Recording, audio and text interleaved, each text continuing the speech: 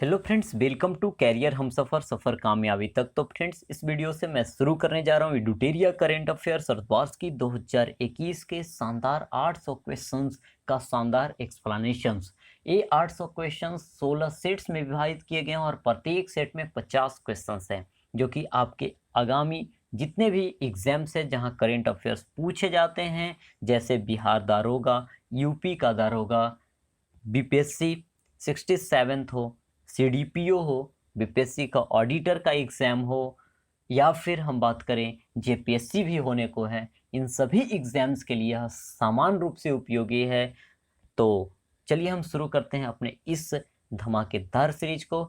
और मैं आपसे एक छोटी सी रिक्वेस्ट करना चाहूँगा कि यह वीडियो थोड़ी सी लंबी हो जाएगी प्रॉपर एक्सप्लेनेशन के कारण से, क्योंकि आप केवल आंसर चाहते हैं तो यह आपके बुक में भी है, और इसे आप टिक लगा कर करके खुद एक बार रीडिंग दे देंगे, आपका टाइम बच जाएगा ऐसे। लेकिन वीडियो देखने का मतलब है कि आप प्रॉपर तरीके से कंसेप्चुअली और उनसे संबंधित जितने भी तथ्य हैं उन्हें कवर करने का प्रयास करें।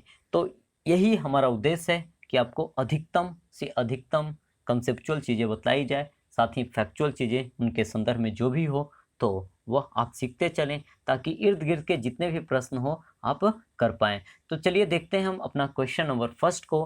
क्या है क्वेश्चन नंबर फर्स्ट कि निम्न में से किस अंतरिक्ष एजेंसी ने शुक्र ग्रह पर अपना पहला ऑर्बिटर इन्विजन भेजने की घोषणा की? यह है ईएसए। अब बताइए, क्या इम्प्रेशन कोई बन पाया? क्वेश्चन का आंसर भी हो गया। यहाँ तक कि मेरे हिसाब से आपके दिमाग में क्वेश्चन का मर्म भी आपको समझ में नहीं आया होगा, जहाँ तक अपना अनुभव है इस क्षेत्र का। अब जरा देखिए, तो यह प्रॉपर तरीका नहीं है दोस्तों पढ़ने का। अब देखिए, तो हम क्वेश्चन नंबर अब फर्स्ट को अब देखते हैं। देखिए, सबसे पहले हमसे पूछा गया कि निम्न में से किस अंतरिक्ष एजेंसी, मीन्स हमसे अंतरिक्ष एजेंसी का नाम पूछा गया है। कौन से ग्रह पे? तो शुक्र ग्रह पर अपना पहला ऑर्बिटर मिशन भेजने की बात कही गई है। तो देखिए, यह कौन सा मिशन होगा इसका? तो यह फर्स्ट होगा, है ना। यह ऑर्बिटर मिशन होगा यहाँ पे, और यह इन्विजन भेजने की यह घोषणा की है। तो यह है जो कौन सी एजेंसी के द्वारा है? तो यूरोपियन स्पेस एजेंसी है। ईएसए का फुल फॉर्म क्या होता है? European space agency. और यह कब तक अब भेजने की घोषणा की है? यह 2030 तक करी है। और इसका याद रखेंगे, इनसे संदर्भ में क्वेश्चन यह भी पूछा आपसे जा सकेगा कि बताइए यूरोपियन स्पेस एजेंसी का हेड क्वार्टर कहाँ है? तो यूरोपियन स्पेस एजेंसी का जो हेड क्वार्टर है वह फ्रांस की राजधानी पेरिस में है। और यूरोपियन स्पेस एजेंसी की जो स्थापना की गई थी वह 1975 अर्थात 1975 में की गई थी। इतनी बातें आपको याद रखने हैं। अब ज़रा देखिए, इनके संदर्भ में एक बीपीएससी 64th में क्वेश्चंस भी पूछे गए थे, जिनकी चर्चा मैं आगे करूंगा भी। अब देखिए, नासा किसका स्पेस एजेंसी है? नासा का जो फुल फॉर्म होता है national aeronautics and space administration. अब जरा देखिए, यहाँ पे हम बात करें कि नासा की स्थापना जो है वह 1958 में की गई थी। कब? 1958 में की गई थी। और यह जो है कहाँ स्थित है इसका हेडक्वार्टर? तो वाशिंगटन डीसी में। इसी से आप तो जानते भी होंगे ऐसे पहले से कि नासा किसकी स्पेस एजेंसी है? यूएसए की। इतनी बातें क्लियर है। चलिए आगे की हम बात करते हैं। तो कौन सा? सीएनएसए। तो देखिए, सीएनएसए, सीएनएसए का जो फुल फॉर्म है वह क्या है? China national space administration. अब देखिए, नाम से ही आप पकड़ लेंगे कि यह किसका होगा? चाइना का होगा। और इसकी जो हेड क्वार्टर है वह चाइना की जो राजधानी है, यानी चीन की राजधानी जो बीजिंग है, वही इसका हेड क्वार्टर है। और इसकी स्थापना 1993 में की गई थी। अब जरा देखिए, नेक्स्ट नेक्स्ट है इसमें रॉस कॉस्मोस। तो रॉस कॉस्मोस जो है वह किसका है? रसिया का है। किसका? रसिया का है। और इसका हेड क्वार्टर जो है, रसिया की जो राजधानी है मॉस्को, वही इसका हेड क्वार्टर है। और रॉस कॉस्मोस की स्थापना 1992 में की गई थी। जबकि देखिए, एक और स्पेस एजेंसी है, कौन सा? जाक्सा, है ना। तो जाक्सा किसका है? जापान का स्पेस एजेंसी है, जिसका फुल फॉर्म होता है द जापान, है ना। किसी भी ऑर्गेनाइजेशन के नाम के पहले ऐसे द लगता है ना। तो क्या? द जापान एरोस्पेस एक्सप्लोरेशन क्या agency? The Japan aerospace exploration agency. JAXA का क्या होता है, फुल फॉर्म होता है, जिसकी स्थापना 2003 में की गई थी और इसका जो हेड क्वार्टर है वह जापान की राजधानी टोक्यो में है। क्लियर बात है। चलिए अब जरा देखिए, यह बीपीएससी 64th में पूछा गया क्वेश्चन है। CNES is the space agency of, है ना, CNES कौन से देश का स्पेस एजेंसी है। ठीक है, तो देखिए CNES की स्थापना 1961 में की गई थी और इसका जो फुल फॉर्म है national centre for space studies, है ना। अब देखिए यहाँ पे सीधे तौर पे इसका क्या जो एब्रीविएशन है उससे मैच इसका फुल फॉर्म नहीं करता, ध्यान रखेंगे। और यह जो CNES है यह किसकी है, फ्रांस की है। यह किसकी है, CNES फ्रांस की है, ध्यान रखेंगे। और यह जो फ्रांस की है इसकी जो हेड क्वार्टर होगी कहाँ, वहीं जहाँ यूरोपियन स्पेस एजेंसी की थी, फ्रांस की राजधानी पेरिस में। और इसकी जो स्थापना की गई थी वह 1961 में की गई थी, जबकि यूरोपियन स्पेस एजेंसी की स्थापना कब, 1975 में की गई थी। क्लियर है बातें। चलिए अब नेक्स्ट क्वेश्चन की ओर बढ़ते हैं। तो फ्रेंच ओपन 2021 का पुरुष वर्ग का खिताब किसने जीता। तो देखिए हम बात करेंगे सबसे पहले फ्रेंच ओपन यह है क्या। तो देखिए फ्रेंच ओपन जो है वह क्या है, लॉन टेनिस के संदर्भ में यह है जो खिताब है जो दिया जाता है। अब देखिए तो हम बात करते हैं कि यह 4 प्रकार का लॉन टेनिस के संदर्भ में क्या होता है, ओपन होता है। कितने, 4 प्रकार का। सबसे पहली जो होती है वह कौन सी, तो ऑस्ट्रेलियन ओपन, उसके बाद फ्रेंच ओपन, उसके बाद विंबलडन और इसके बाद यूएस ओपन होता है। यूएस तो सीधा अमेरिका पे याद रखेंगे। क्लियर, कितने, एक साल में 4 ओपन हमें देखने को मिलते हैं लॉन टेनिस के संदर्भ में। कौन कौन सा बोला, तो सबसे पहले ऑस्ट्रेलियन, उसके बाद फ्रेंच, विंबलडन और एक हो गया यूएस यानी अमेरिका का। तो याद अब कैसे याद रखना है कि शुरू ए से और लास्ट ए से, यानी सबसे पहले ऑस्ट्रेलिया का, लास्ट है जो अमेरिका से होता है ना। उसके बाद ऑस्ट्रेलिया के बाद फ्रांस और विंबलडन। अब जरा देखिए यहाँ पे ये जो आपको नज़र आ रहा है ऑस्ट्रेलिया और अमेरिका वाला, यह किस कोर्ट पे खेले जाते हैं, हार्ड कोर्ट पे खेले जाते हैं। जबकि यह है जो आपको क्या, ये जो फ्रांस वाला है वह आपको मिट्टी पे खेला जाएगा और विंबलडन जो है वह घास पे खेला जाता है। क्लियर है बातें। अब जरा देखें तो कुल मिलाकर के आपके दिमाग में तो यह सेट हो गया कि 4 क्या हैं, ओपन खेले जाते हैं। और जिसमें से 2021 की मैं बात करूं तो इसमें से 3 यानी कौन कौन, ऑस्ट्रेलियन, फ्रेंच और कौन सी, विंबलडन, यह तीनों का तीनों नोवाक जोकोविच के द्वारा क्या किया गया है, जीता गया है। And he belongs to Serbia. यह कहाँ से हैं, तो यह सर्बिया से हैं। इतनी बातें क्लियर हैं। चलिए अब नेक्स्ट क्वेश्चन की ओर हम बढ़ते हैं। अब देखिए तो तीनों क्वेश्चंस अब कभी भी पूछा जाएगा आपसे 2021 के कोई भी एग्जाम में 21 के संदर्भ में, तो याद रखेंगे ऑस्ट्रेलियन ओपन हो गया, फ्रेंच ओपन हो गया, विंबलडन हो गया, या तीनों का तीनों कौन जीता है, तो नोवाक जोकोविच जीता है। जबकि यूएस ओपन अभी तो हुआ ही नहीं है, तो होगा तो फिर देख लेंगे किसी अन्य क्वेश्चंस में। चलिए आगे जरा देखते हैं, हाल ही में भारत ने किस देश के साथ कृषि क्षेत्र में 3 वर्ष के लिए ज्वाइंट कार्यक्रम, है ना, ज्वाइंट कार्यक्रम पर समझौता किया है। अब देखिए कौन से क्षेत्र में, पहली बात तो देखिएगा कृषि क्षेत्र की बात है, कौन से देश के साथ, है ना, कितने वर्ष के लिए, तो 3 वर्ष के लिए। तो हमसे देश पूछा जा रहा है तो भारत है जो यह समझौता इजराइल के साथ किया है। किसके साथ, इजराइल के साथ किया है। अब देखिए तो यह समझौता आखिर था क्या, है ना। तो यह है जो 2021 से, है ना, 2021 से 23 के लिए है। अब कई लोग ऐसा समझ जाते हैं कि अच्छा 21 2 23, इस प्रकार से नहीं, है ना, 21 22 23 3 साल हुए कि नहीं हुए।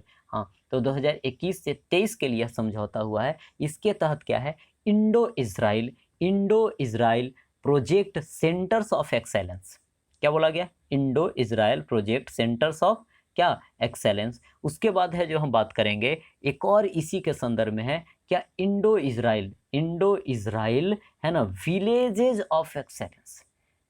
तो इसके तहत क्या होगा, अब इसे नाम आपको याद रखने नहीं है, केवल समझने के लिए चीज़ों को हम चर्चा कर रहे हैं इस पे। तो प्रोजेक्ट सेंटर्स खोले जाएंगे यहाँ पे, और इसमें क्या किया जाएगा कि कृषि, तो भारत किसानों का क्या है, मतलब गांव है, या देश है कह सकेंगे, किसानों का देश है और अधिकांश लोग हैं जो कृषि करने वाले गांव में निवास करते हैं। तो इसमें क्या किया जाएगा कि कि विलेज को शहर से कनेक्ट किया जाएगा, यानी सिटी से क्या किए जाएंगे, प्रोडक्ट को बेचने के लिए कनेक्ट किया जाएगा, अर्थात मार्केट लिंकेज पे बढ़ावा दिया जाएगा। लेकिन मार्केट कब बनेगी, जब उनका उत्पादन होगा, प्रोडक्शन होगा, है ना। तो सबसे पहली जो उनकी है क्या, कृषि के संदर्भ में जो इंफ्रास्ट्रक्चर है, जो आधारभूत संरचनाएं हैं, उन्हें विकसित किया जाएगा। उसके बाद है जो उनकी क्षमताएं बढ़ेगी, और जब क्षमता बढ़ेगी तो उसे मार्केट में बेचने के लिए मार्केट लिंकेज तैयार किया जाएगा, यानी मार्केट से उन्हें जोड़ने का क्या किया जाएगा,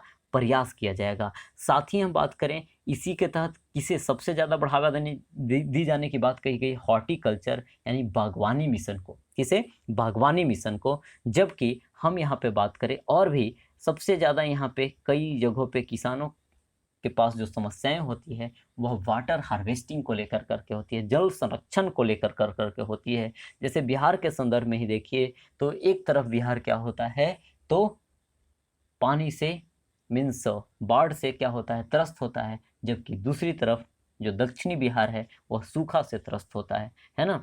तो यह समस्याएं यहाँ देखने को खैर मिलती है। तो देखिए यहाँ याद रहेगा, हाँ 3 वर्ष के लिए यह इजराइल से यह समझौता किया गया है। अब देखिए हम बात करेंगे एक चीज़ और, मैं आपको बता दूं कि जहाँ कृषि के लिए रहना कुछ नहीं आपको पता है ना, इस संदर्भ में तो आप ऐसे भी गलती करेंगे, तो इजराइल पे आप रिस्क ले सकते हैं कृषि के क्षेत्र में। अधिकांश जो समझौताएं होती है कृषि के क्षेत्र में, चाहे वो ड्रिप सिंचाई की हो या स्प्रिंकल यानी फुहारे वाली सिंचाई की हो, यह सब है जो आपको इजराइल से ही हमारे यहाँ अपनाया गया है। चलिए नेक्स्ट क्वेश्चन है, युवा पीएम योजना है ना, कौन से मंत्रालय की है, यानी कौन से मंत्रालय की यह पहल है। अब देखिए आजकल की जो हमारे यहाँ के युवा हैं, जैसे हम आप सब क्या हैं, शिक्षा ग्रहण कर रहे हैं भाई, है ना, शिक्षा ग्रहण कर रहे हैं कि हमें क्या मिले, तो एक गवर्नमेंट जॉब मिले, है ना। तो युवा पीएम योजना यह कौन सी मंत्रालय की होगी, शिक्षा मंत्रालय की है, यह शिक्षा मंत्रालय की है। लेकिन यह जैसा युवा दिख रहा है इसका मतलब वैसा नहीं है, ठीक है, लेकिन हाँ युवा से ही संबंधित है। अब देखिए इसका फुल फॉर्म जो होता है यंग, यू से हो गया अपकमिंग, ठीक है, यू से हो गया अपकमिंग, और क्या हो गया एंड वर्जेटाइल, वर्जेटाइल ऑथर्स, ठीक है। किस चीज़ की बात होगी, तो यंग अपकमिंग एंड वर्जेटाइल ऑथर्स। वर्जेटाइल्स मतलब समझते हैं एक्सपीरियंस्ड, ठीक है, एक्सपीरियंस्ड ऑथर। अब देखिए तो आने वाले समय के लिए हम सब क्या बनेंगे, एक प्रकार से ऑथर ही बनेंगे। तो इसके तहत क्या होगा कि भारत की लेखन शैली विकसित होगी, और यह वैश्विक पटल पर यह व्यक्त होगी। और इसी के संदर्भ में मोटिवेट करने के लिए शिक्षा मंत्रालय ने युवाओं को सलाह देने के लिए क्या किया है, युवा पीएम योजना लॉन्च की है। क्लियर है बातें।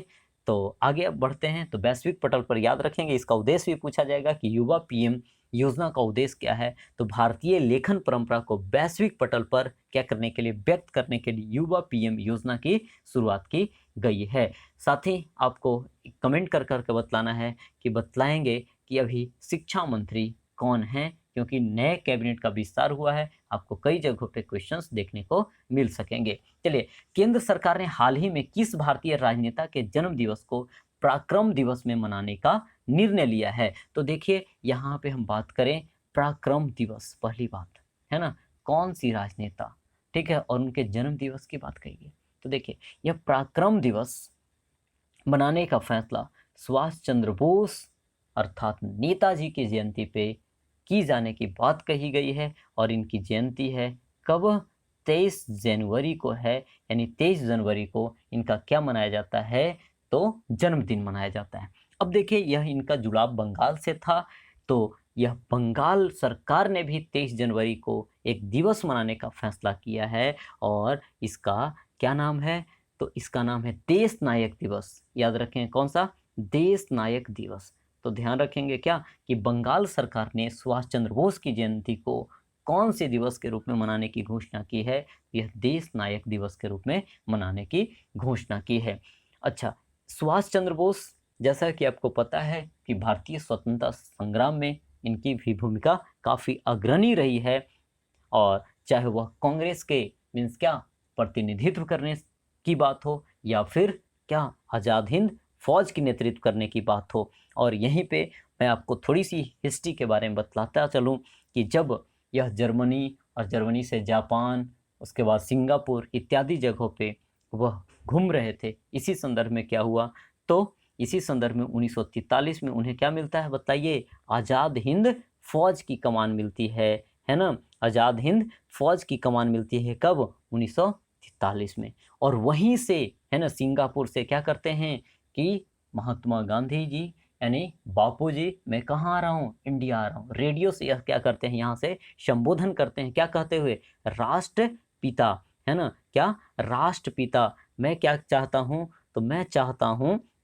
कि भारत के मुक्ति के इस पवित्र युद्ध में, है ना, हम आपका क्या आशीर्वाद चाहते हैं। तो राष्ट्रपिता कह कर करके महात्मा गांधी को किसने संबोधित किया था, तो यह है जो हमारे सुभाष चंद्र बोस अर्थात नेताजी ने किया था। तो ध्यान रखेंगे कि यह सिंगापुर से इन्होंने रेडियो से संबोधन किया था। और देखिए इनकी वाणी आज क्या है, भारत के राष्ट्रपिता कहे जाते हैं हमारे बापू महात्मा गांधी, है ना। चलिए एक चीज़ और भी थोड़ी सी मीन्स अब बोलना तो नहीं चाहिए खैर, लेकिन सबकी अपनी अपनी मत होती है। लेकिन कई लोग क्या करते हैं कि महात्मा गांधी के प्रति, जवाहरलाल नेहरू के प्रति, है ना, थोड़े से उतना अच्छा विचार कई लोग नहीं रखते हैं, ठीक है। लेकिन उनको पढ़िए, उनके विचार को पढ़िए, तब आपको पता चलेगा कि हाँ कैसे लोग यह थे, ठीक है।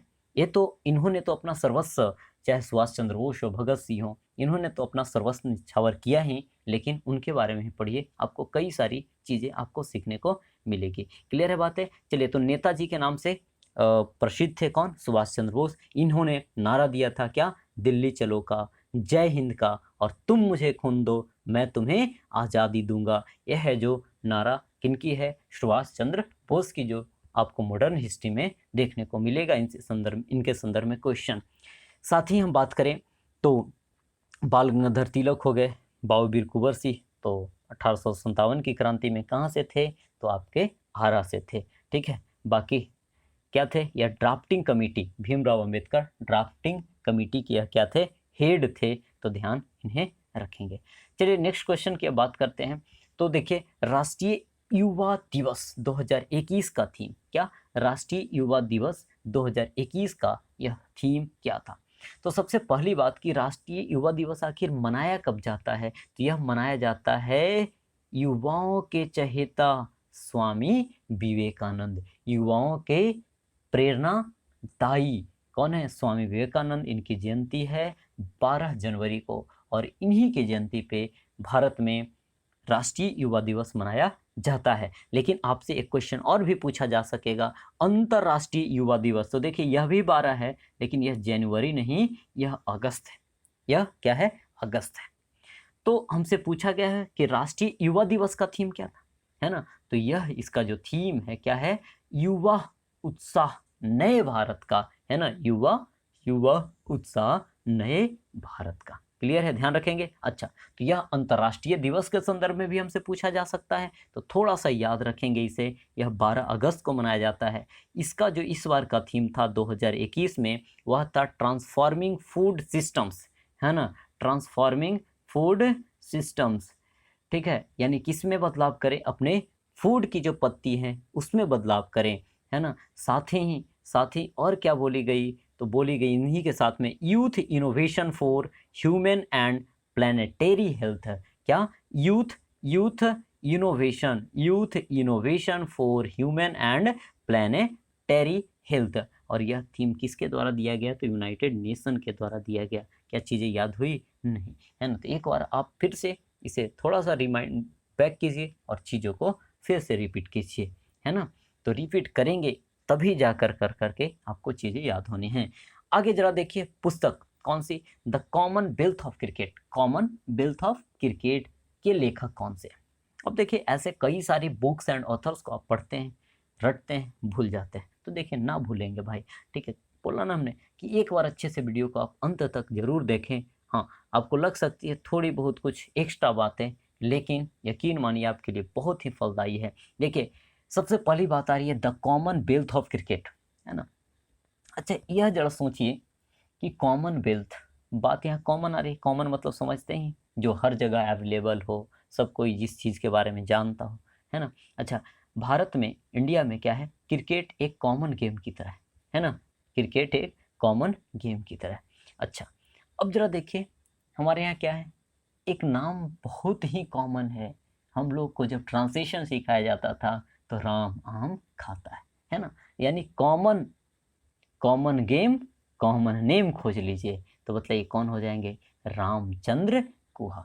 रामचंद्र गुहा इसके क्या हैं, लेखक है। अब देखिए तो आपको याद भी सीधे तौर पे नहीं होगा, आप ऑप्शन को अच्छे से एलिमिनेट कर ही पाएंगे। तो क्लियर हो गया, the Commonwealth of Cricket Ramachandra Guha, है ना, इनके क्या हैं, लेखक।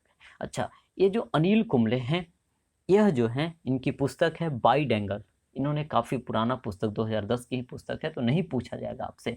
आगे जरा देखिए, अल्फ्रेडो कोवेली, इन्होंने एक पुस्तक लिखा है हाल फिलहाल में, बहाना, है ना, क्या, Vahana master class, Vahana master class, Alfredo Covelli के द्वारा, है ना, बेली के द्वारा लिखा गया है। अब इसे ऐसे रिलेट कर सकते हैं, है ना, कि जब स्कूल के टाइम में हम छोटे होते थे तो स्कूल से जब क्या हाफ टाइम से पढ़ने का इच्छा ना होता था तो कभी कभी पेट में दर्द यानी बेली में दर्द की हम क्या कर लेते थे, बहाना कर लेते थे, है ना, और हम में छुट्टी भी मिल जाती थी। खैर, इस प्रकार से चीज़ों को रिलेट करेंगे। आगे देखिए, रवि शास्त्री जो कि क्रिकेट टीम के क्या हैं, कोच भी हैं, तो इन्हें याद रखेंगे। इन्होंने अभी पुस्तक लिखा है इंडियन स्टार, क्या, इंडियन स्टार, इंडियन स्टार। अब स्क्रीन छोटी है तो पूरी तो मैं लिख नहीं पाऊंगा, लेकिन बस इतना से आपको याद भी हो जाएगा, क्या, Indian star the players in my life. तो देखिए यह खिलाड़ी से संबंधित है तो प्लेयर्स इनके लाइफ में तो आएंगे ही, लेकिन देखिए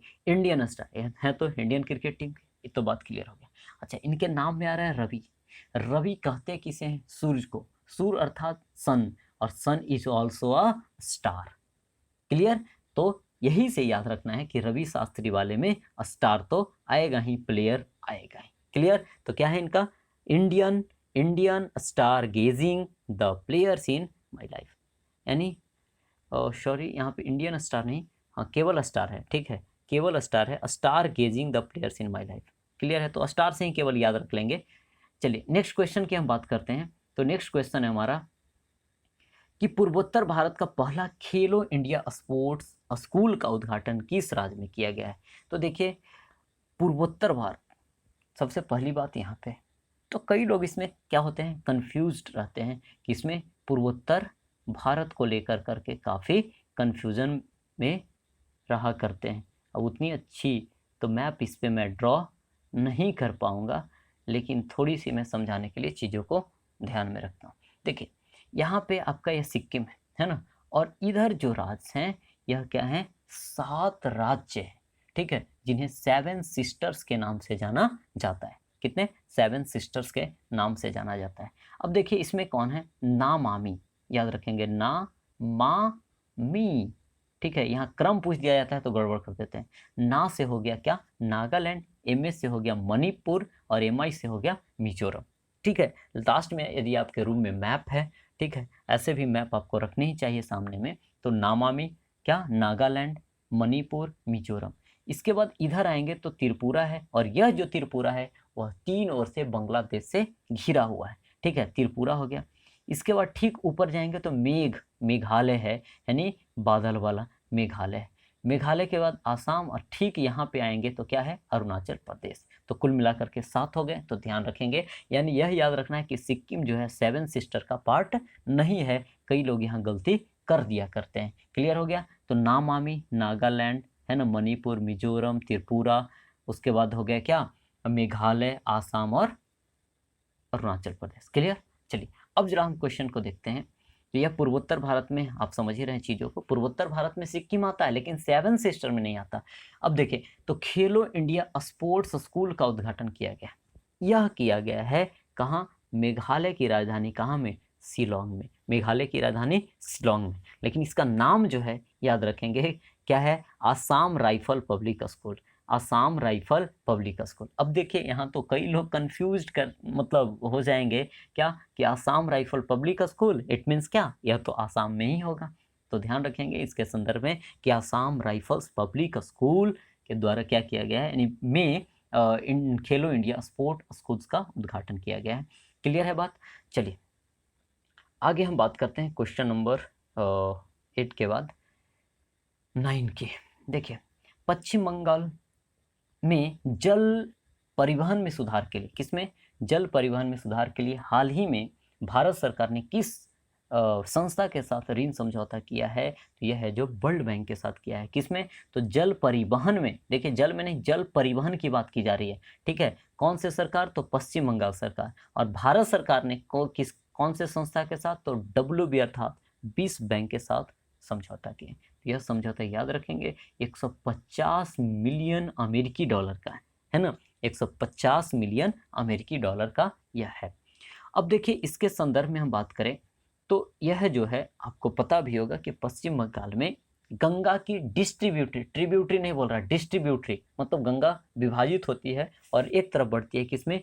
हुगली के रूप में, है ना। और यही हुगली नदी में क्या? आवागमन, जैसा कि आपको पता है कि परिवहन का जो सबसे सस्ता साधन है वह कौन सी है? तो यह है जो आपकी जल मार्ग है ना। तो यहाँ पे बंगाल में परिवहन सुविधा को सस्ता बनाने के लिए, सुविधाजनक बनाने के लिए यह वर्ल्ड बैंक से 150 मिलियन अमेरिकी डॉलर क्या ऋण लेने का समझौता किया गया है। इतनी बातें क्लियर है। चलिए, अब देखिए विश्व बैंक। तो विश्व बैंक जो है यह, इसकी हेड क्वार्टर कहाँ में है? तो वाशिंगटन DC में है। और इसके अभी जो वर्तमान हेड हैं, अध्यक्ष हैं, वह डेविड माल पास हैं, ठीक है। यह काफ़ी चर्चा में भी रहता है। ADB हम बात करें, एशियन डेवलपमेंट बैंक, जिसकी स्थापना कब हुई थी? तो 1966 में हुई थी। और इसकी जो हेड क्वार्टर है वो फिलीपींस मनीला में है, ठीक है। अच्छा, और इसके हेड आपसे पूछा जाएगा तो याद रखेंगे मसात्सुगु आशा कावा, मसात्सुगु आशा कावा, इन्हें याद रखेंगे। अब जरा देखिए, IMF इंटरनेशनल मॉनेटरी फंड है और जो इसका भी हेड क्वार्टर कहाँ है? जहाँ पे WB का है, यानी वाशिंगटन DC में है। और यह है जो इन सब का स्थापना 1945 में होगा। इसके पहले ब्रेटन वुड्स सम्मेलन होता है 44 में, और इन सब संस्थाओं का फिर अस्तित्व आता है। चलिए, नेक्स्ट क्वेश्चन है जो यहाँ पे देखिए, WTO यानी वर्ल्ड ट्रेड ऑर्गेनाइजेशन, और इसकी स्थापना गैट के स्थान पर कब हुई थी? बताइए, 1995 में हुई थी। क्लियर है बातें? चलिए, अब हम आगे की बात करते हैं। BBC इंडियन स्पोर्ट्स, देखिए बी में याद रखेंगे क्या? BBC Indian sports women of the year 2021 से किसे सम्मानित किया गया है? तो यह सम्मान है जो कोनेरू हम्पी को दिया गया है, कोनेरू हम्पी को दिया गया है। तो देखिए, यह BBC जो चैनल है ब्रिटिश ब्रॉडकास्टिंग का, तो यह BBC हिंदी के द्वारा दिया जाता है। और इसकी शुरुआत है जो 2020 से की गई थी और 2020 में दिया गया है। यह इस बार जीती भी है ओलंपिक में कौन सा मेडल?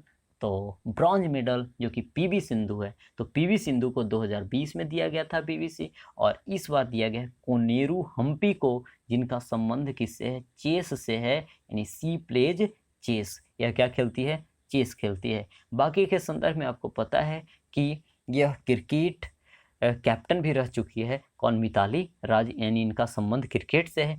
हिमा दास एक स्प्रिंटर हैं, यानी धावक हैं, और इन्हें क्या?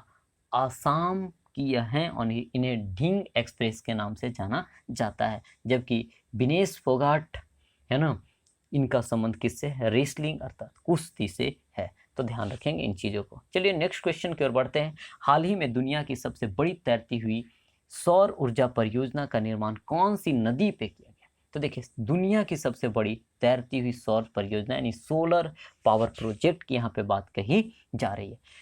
तो यह जो है, इसका निर्माण हर ऑप्शन के हिसाब से अभी चलें तो यह क्या है? नर्मदा नदी पर, और यहीं पे बांध बनाया गया है, ठीक है। जैसा कि आपको पता भी है, ओंकारेश्वर बांध, ओंकारेश्वर, महाकालेश्वर सब कहाँ पड़ेंगे? आपको MP में पड़ेंगे। ऐसे ओंकारेश्वर बांध, तो यह हो जाएगा नर्मदा नदी पर, ठीक है। चलिए, तो इसे पूरा करने हैं कब तक? 2022 से 23 तक, और यह 600 मेगावाट, समझ ही सकते हैं, मेगा मीन्स 10 का पावर 6, तो 600 मेगावाट बिजली का यह क्या किया करेगा? उत्पादन करेगा, यानी सोलर से, समझ रहे हैं। यह है जो पॉल्यूशन फैलाने वाला एनर्जी नहीं है। लेकिन एक संदर्भ में ऑप्शन होता, यदि सिंगापुर, तो सिंगापुर में भी इस प्रकार के बड़े लेवल के प्रोजेक्ट्स लगाए जा रहे हैं, तो इसके संदर्भ में ध्यान भी आप रखेंगे। चलिए अब आगे हम बढ़ते हैं। अच्छा, एक चीज़ और भी याद रखेंगे कि नर्मदा और ताप्ती, ठीक है, ये दो ऐसी नदियां हैं, ऐसे भी अन्य नदियां भी हैं, लेकिन नर्मदा ताप्ती यह है जो कहाँ गिरती है, अरब सागर में गिरती है। ध्यान रखेंगे, यह भी क्वेश्चन काफ़ी बार पूछे जाते हैं। नेक्स्ट क्वेश्चन है, हाल ही में किस राज्य सरकार के द्वारा लॉन्च पैड योजना की शुरुआत की गई है? तो लॉन्च पैड योजना की शुरुआत यह मध्य प्रदेश के द्वारा की गई है। अब देखिए इसके तहत क्या है कि 18 प्लस के जो युवा होंगे, कितने 18 प्लस के युवा होंगे, उन्हें आत्मनिर्भर बनाने के लिए एक प्लेटफॉर्म तैयार करेगा, किसमें, लॉन्च पैड योजना के तहत। साथ ही कई सारी योजना एवं अभियान भी है जो मध्य प्रदेश सरकार के द्वारा चलाया गया है, जिसमें अंकुर योजना, तो देखिए एक अंकुर योजना चलाया गया है, इसके तहत क्या है, प्राणवायु पुरस्कार भी दिया जाता है। साथ में यह है जो मानसून में पेड़ लगा दिए है ना, और वे पेड़ मीन्स रह जाते हैं कुछ दिनों तक, तो उसके बाद है जो उन्हें पुरस्कृत किया जाएगा, ठीक है, यानी प्राणवायु पुरस्कार भी दिया जाएगा। उसके बाद है जो और भी था कि सीएम कोविड-19, क्या, सीएम कोविड-19 बाल सेवा पुरस्कार, यानी जिस भी बच्चे ने अपने माता पिता को कोविड के दौरान खो दिया है, तो उस अनाथ बच्चे को 5,000, 50 नहीं, 5,000 रुपये की प्रति महीने क्या दिया जाएगा, आर्थिक सहायता दिया जाएगा, ठीक है। तो इसके लिए उसने शुरू किया हुआ है क्या, सीएम कोविड-19 बाल सेवा योजना। तो कई सारी बातें हैं और भी अभियान, जैसे एफआईआर आपके द्वार, है ना, एफआईआर आपके द्वार, कील कोरोना अभियान भी चलवाया गया था, एक मास्क अनेक जिंदगी जैसे अभियान भी चलवाए गए थे, किस जगह पे, यह मध्य प्रदेश में। साथ ही और भी याद रखेंगे, एक जन सुनवाई योजना 2021, है ना, सीधे तौर पे आप क्या कर सकते हैं, अपनी शिकायत को मुख्यमंत्री के पास ऑनलाइन माध्यम से पहुंचा सकते हैं, तो यह भी है जो मध्य प्रदेश सरकार के द्वारा चलाई गई। अच्छा, अब जरा देखिए यहाँ पे बात करें कि मध्य प्रदेश के अभी मुख्यमंत्री कौन है, तो आपको पता भी है, शिवराज चौहान जी हैं। जबकि हम बात करें इनके गवर्नर कौन है, तो याद रखेंगे, हाँ, मन्नू भाई, क्या, मन्नू भाई छगन भाई पटेल हैं। कौन, मन्नू भाई छगन भाई पटेल, है ना, ये लेटेस्ट हैं, तो यही कारण से हमने बतला दिया, ठीक है, याद रखेंगे, हाँ, मन्नू भाई छगन भाई पटेल। नेक्स्ट क्वेश्चन है, भ्रष्टाचार को कम करने तथा पारदर्शिता को बढ़ाने के लिए किस राज्य एवं केंद्र शासित द्वारा सतर्क नागरिक मोबाइल ऐप, कौन सा, सतर्क नागरिक मोबाइल ऐप लॉन्च किया गया है? तो देखिए, अच्छा, भारत में आपको सबसे ज़्यादा सतर्कता बरतने की जरूरत कहाँ पड़ेगी भैया, है ना, तो जम्मू कश्मीर में, इसी से रिलेट कर देना है, सतर्क नागरिक मोबाइल ऐप, क्लियर। हाँ, तो किसके लिए, यह भ्रष्टाचार को कम करने व ट्रांसपेरेंसी को इंक्रीज करने के लिए यह मोबाइल ऐप लाया गया है, सतर्क नागरिक मोबाइल ऐप। तो बस हमें ऐसे याद रखने की सतर्क, अच्छा भाई, है ना, वह आतंकवाद प्रभावित ज़्यादा है यह एरिया, कौन सा, जम्मू कश्मीर, तो हमें सतर्क रहने हैं जम्मू कश्मीर में। अच्छा, एक वहाँ पे योजना भी चलाई गई, क्या, हमारी सड़क, हमारी सड़क तामीर तरक्की, तो देखिए इसमें हमारी सड़क तामीर, तामीर याद रखिएगा, कश्मीर, क्लियर है, तामीर कश्मीर, टोन पे याद रखेंगे चीज़ों को, सब कुछ याद रहेगा दोस्तों। अब आगे हम बढ़ते हैं, नेक्स्ट की हम बात करते हैं, हाल ही में जारी हेनले जो पासपोर्ट सूचकांक है 2021, इसमें से भारत का स्थान क्या है? तो हेनले पासपोर्ट जो इंडेक्स है, यह जारी किया जाता है अंतर्राष्ट्रीय हवाई परिसंघ के द्वारा, किसके द्वारा, अंतर्राष्ट्रीय हवाई परिसंघ के द्वारा यह जारी किया जाता है। इसमें जापान टॉप किया है और भारत का स्थान जो है वह 84वें नंबर का है, क्लियर है। चलिए एक क्वेश्चन और भी यहाँ से बनाए जा सकेंगे, कौन सा, 86, 86वें नंबर में भारत क्या क्या है भाई, तो दो चीज़ें आप याद रखेंगे, दो चीज़ें क्या क्या याद रखेंगे, तो एक तो आपकी जो यह है भ्रष्टाचार सूचकांक में भारत का स्थान 86वें नंबर पे है, जो कि यह भ्रष्टाचार सूचकांक ट्रांसपेरेंसी इंटरनेशनल के द्वारा यह क्या किया जाता है, जारी किया जाता है, और न्यूजीलैंड एवं डेनमार्क है जो टॉप किया है इसमें, ठीक है, यानी टॉप यानी कहने का मतलब बेहतर प्रदर्शन है, ठीक है, यानी उनके लिए वो पॉजिटिव हो गई बात। साथ में 86 में स्थान इस कोविड के दौरान, कोविड-19 रिस्पांस की कितना लोगों का रिस्पांस लिया गया है ना, लोगों को क्वारंटाइन कर दिया गया, ना तो फ़ोन आ रहा है, ना दवा मिल रहा है ना? तो इसके संदर्भ से भी स्थिति खराब हुई है और भारत 86वें नंबर पे यह रहा है कोविड-19 रिस्पॉन्स में, ठीक है? ध्यान रखेंगे और यह लोवी इंस्टीट्यूट के द्वारा यह जारी किया गया है, जबकि सबसे अच्छा रिस्पॉन्स देने में इस कोविड के संदर्भ में यह न्यूज़ीलैंड रहा है। क्लियर है बातें? चलिए नेक्स्ट क्वेश्चन की ओर हम बढ़ते हैं। नेक्स्ट क्वेश्चन है हमारा क्या कि जनवरी 2021 में संयुक्त राष्ट्र द्वारा किसके? संयुक्त राष्ट्र द्वारा जारी रिपोर्ट के अनुसार सबसे ज़्यादा प्रवासी, है ना, कौन से देश में हैं? यानी जो इंडियन डायस्पोरा हैं, भारतीय प्रवासी हैं, कौन से देश में हैं? इस संदर्भ में एक बीपीएससी 66 में भी क्वेश्चंस पूछे गए थे, है ना? तो यह जो हैं अभी कौन कहाँ हैं? तो यूएई में है। कहाँ? यूएई में है, ध्यान रखेंगे। जबकि जबकि पिछली बार का आंसर क्या था? अमेरिका था। तो ध्यान रखेंगे यह क्वेश्चंस पूछा गया था यह बीपीएससी में।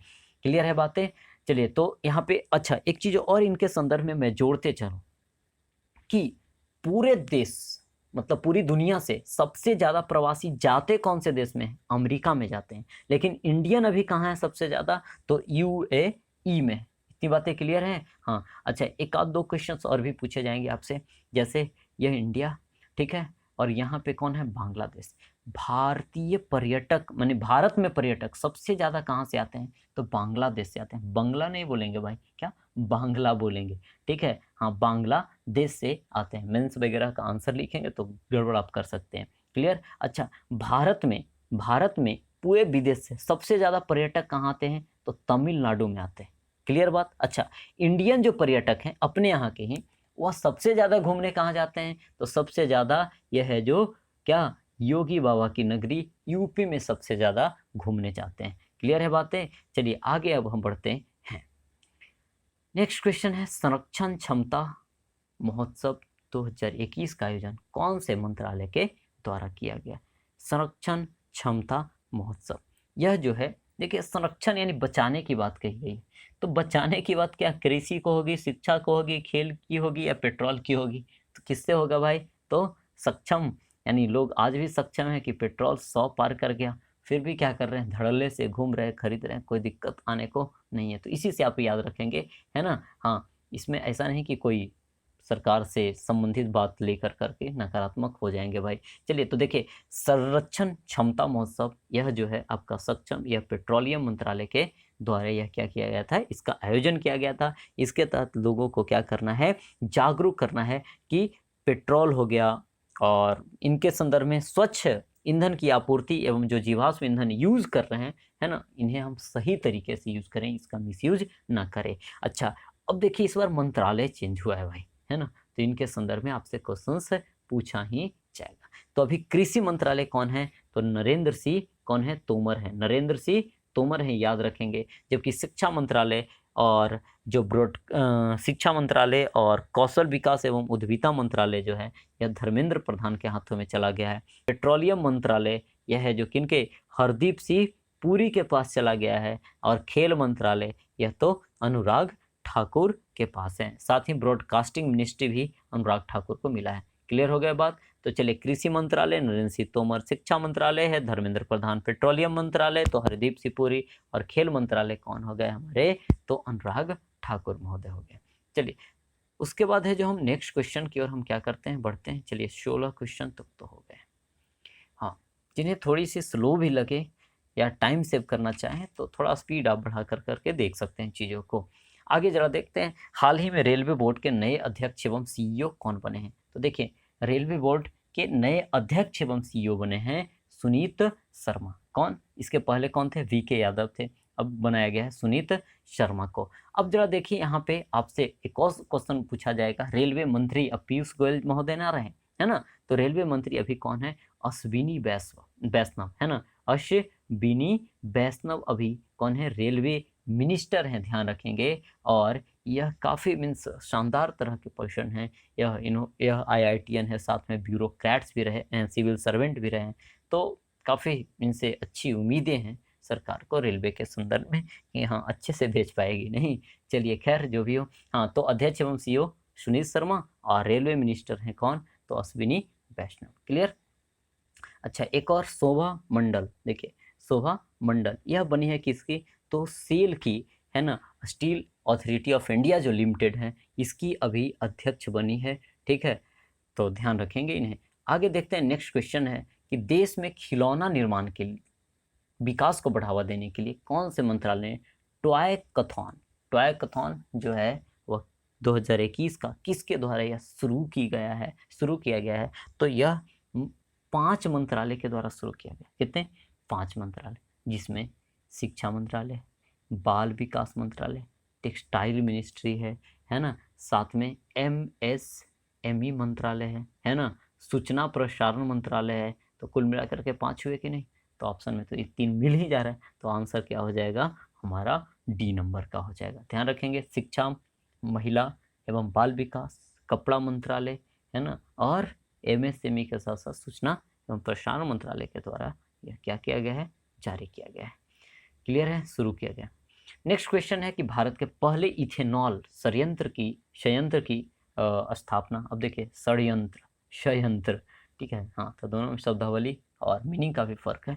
हाँ, तो इथेनॉल संयंत्र की स्थापना कौन से राज्य में की जाएगी? तो यह कहाँ?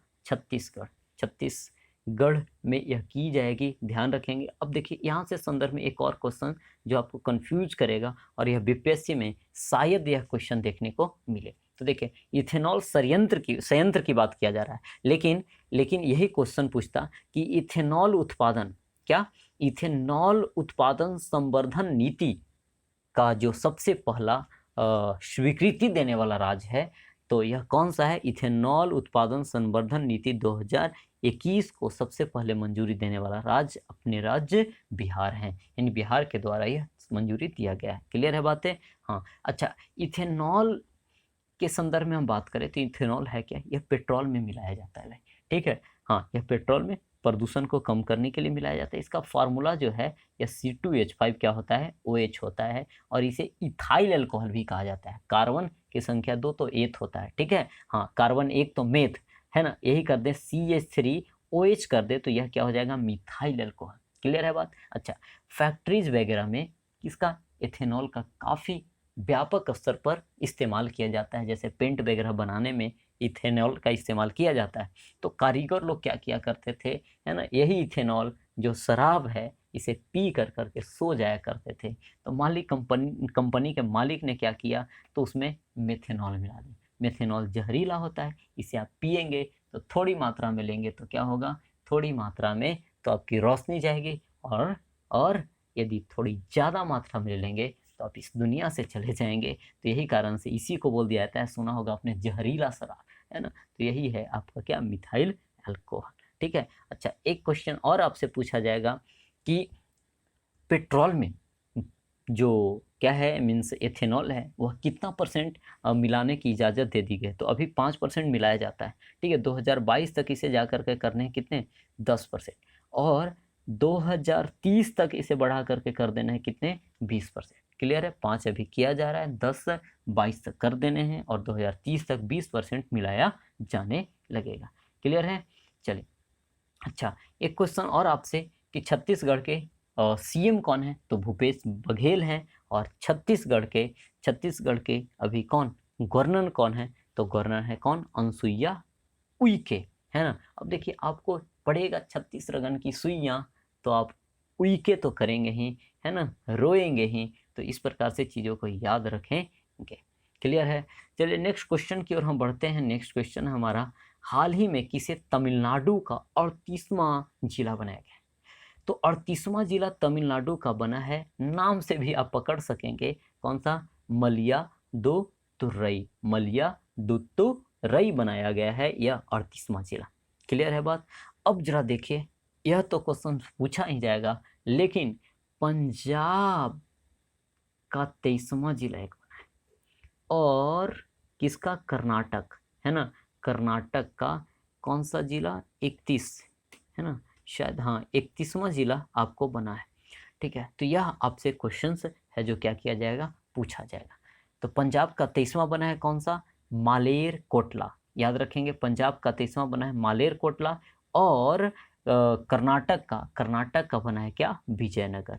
ठीक है, कर्नाटक का जो 31वां जिला बना है विजयनगर। तो तीनों क्वेश्चंस को याद रखेंगे। 38वां जिला तमिलनाडु का, मयिलादुतुरई। क्लियर? ठीक है, थोड़ा सा इसे बार बार बोलेंगे तो आपको याद हो जाने हैं, ऐसे ऑप्शन से आप बना लेंगे। ठीक है, और 23वां है क्या पंजाब का, तो मालेर कोटला, मालेर कोटला है।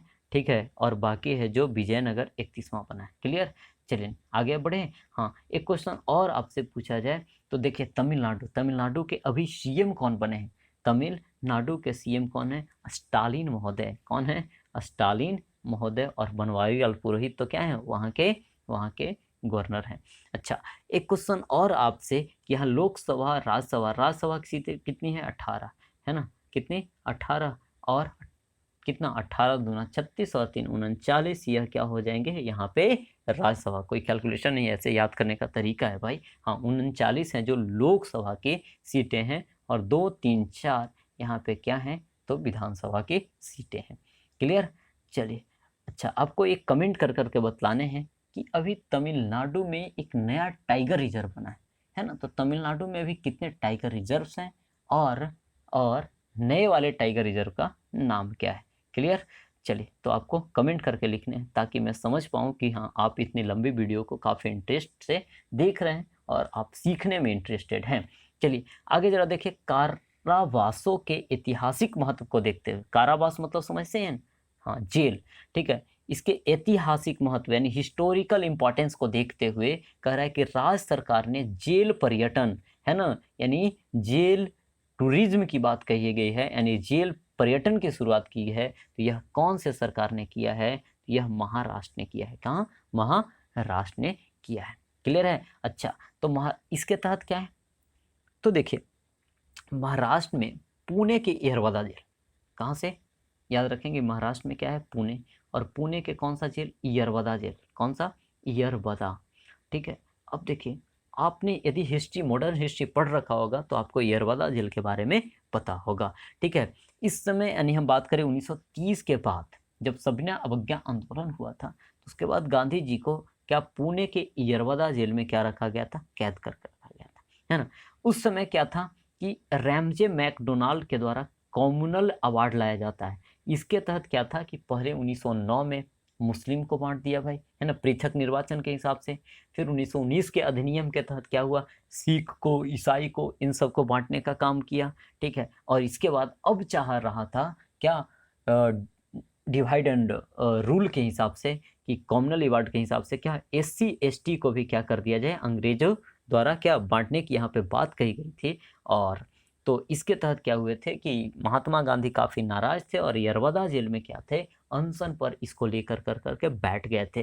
ठीक है, इसे लेकर करके बैठे थे, और इसके तहत फिर क्या हुआ कि अंबेडकर साहब मिले इनसे।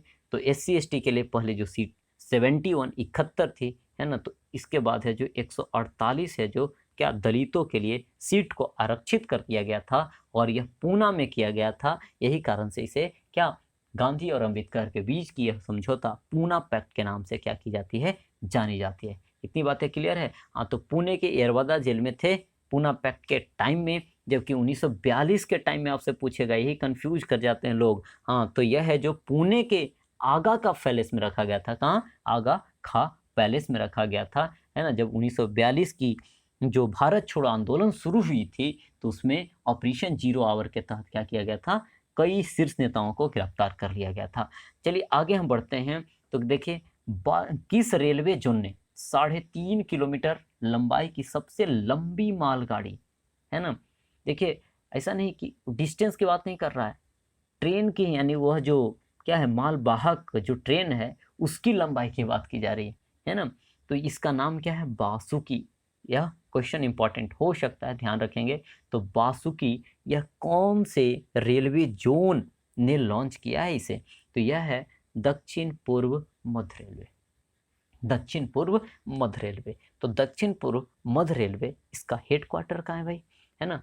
देखिए, यह हो गया, मैं बना रहा, ऊपर आप जानते हैं नॉर्थ है, यह साउथ है, यह ईस्ट है, और यह वेस्ट है। ठीक है, और यहाँ साउथ तो पहले लिया जाता है क्या? नॉर्थ और साउथ वाले को, तो यहाँ साउथ ईस्ट हो गया। तो साउथ ईस्ट, है ना, साउथ ईस्ट हो गया, और इसमें भी मध्य। ठीक है, तो यह है आपका कौन सा, कौन सा है? तो इधर आपका कौन सा है? बिलासपुर। ठीक है, बिलासपुर, याद रखेंगे। ठीक है, चलिए, तो दक्षिण पूर्व मध्य रेलवे का मुख्यालय कहाँ है? तो बिलासपुर। जबकि यही कहता हमसे पूर्व मध्य रेलवे, तो यहाँ क्या हो जाता? पूर्व, और उसके बाद मध्य, मध्य मतलब बीच में, तो यह हो जाता है आपका ईस्ट सेंट्रल रेलवे हाजीपुर में आ जाता है। दक्षिण रेलवे आपका चेन्नई में है ना। उत्तर रेलवे कहता तो इसका हेडक्वार्टर कहाँ है? तो दिल्ली में है। पूर्वोत्तर का कहता है ना, तो यह कहाँ हो जाएगा? पूर्वोत्तर का कहाँ हो जाएगा? गोरखपुर हो जाएगा। ठीक है।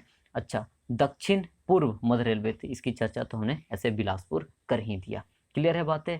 चलिए, यदि याद ना रहे तो ये बोल दीजिएगा। मैं 17 का 17 यानी 18 है ना अब। ठीक है, सब आपको रेलवे जोन याद हम करवा ही देंगे। चलिए नेक्स्ट क्वेश्चन की हम बात करते हैं। तो देश का सबसे बड़ा मल्टी मॉडल लॉजिस्टिक पार्क, देख रहे हैं क्या? सबसे बड़ा कहा जा रहा है, और मल्टी मॉडल, मल्टी मीन्स जानते हैं? मल्टीप्लाई, इसका मतलब मेनी होता है। मल्टी मीन्स मेनी, मॉडल तो आप समझ ही रहे। लॉजिस्टिक, लॉजिस्टिक मीन्स होता है गुड्स, गुड्स मतलब सामान। आपने देखा होगा यदि कभी ऑनलाइन आप सामान को मंगवाते हैं, तो जो डिलीवरी बॉय होता है उसके पास क्या होता है? ई कार्ट का एक है ना, ब्लू या ब्लैक सा क्या होता है, उसके पास बैग होता है, उस पर लिखा हुआ रहता है ई कार्ट लॉजिस्टिक्स। या फिर आप कॉल बैक जब उस डिलीवरी बॉय के नंबर पे आप करते हैं, तो ई कार्ट लॉजिस्टिक्स लिखता है ना। इसका मतलब उसी से आप याद रखेंगे कि वह सामान से संबंधित यह है। अब जरा देखिए, तो यह भारत का सबसे बड़ा बनाया जा रहा है कहाँ? अहमदाबाद में। अहमदाबाद पड़ेगा गुजरात में, और गुजरात के बगल में आपकी क्या है? तो अरब सागर है। और अरब सागर से यानी इन सबको क्या किया जाएगा? जोड़ा जाएगा। जो जो प्रमुख बंदरगाह हैं इनको है जो क्या कर दिया जाएगा? अहमदाबाद से जोड़ दिया जाएगा। लेकिन यही क्वेश्चन आपसे पूछा जाता, यही क्वेश्चन आपसे पूछा जाता कि यह पहला मल्टी मॉडल लॉजिस्टिक पार्क पहला कहाँ बना? तो यह आसाम में है ना, यह आसाम में। अच्छा, मल्टी मॉडल का तो अर्थ हम लोगों ने समझा ही नहीं, है ना। देखिए, मल्टी मीन्स मेनी, तो मेनी कहने का मतलब यहाँ क्या हो गया? या तो एयर से हो गया, मतलब थल, जल, वायु। यानी कहने का मतलब है कि हवाई से भी हो जाए, ठीक है, फिर क्या हो जाए? मीन्स रोड से भी हो जाए, जल से भी हो जाए, सभी तरह की परिवहन की यहाँ से सुविधाएं हो जाए। ठीक है, ताकि सामान इत्यादि हैं जो काफ़ी कम रेट में लोगों के पास पहुँच सके और आसानी से पहुँच सके। ठीक है, तो पहला कह दे लॉजिस्टिक पार्क आसाम, है ना, और सबसे बड़ा कह दे तो अहमदाबाद। ठीक है, इसका उद्देश्य पूछे तो प्रमुख बंदरगाह से इसे क्या करना है? जोड़ना है। क्लियर बात है। चलिए, हाल ही में भारत के किस पड़ोसी देश में प्रधानमंत्री को गिरफ्तार कर वहां की सेना ने तख्ता पलटकर 1 साल के लिए आपातकाल लगा दिया है? ये तो सबको पता है, काफी यह न्यूज में था। ठीक है, यह कौन सा देश है? म्यांमार। जिसने क्या किया है इसमें? इसका जो सेनापति, सेना का जो सेनापति है मीन ऑन्ग ऑन्ग हेलेंग, है ना। क्या? ऑन्ग मीन ऑन्ग हेलेंग है। ठीक है, यह काफी दिनों से अपने सेना का यह सर्वोच्च सेनापति बना हुआ है, और इसने क्या कर दिया है? तख्ता पलट कर दिया है। ठीक है, म्यांमार में। ठीक है, म्यांमार।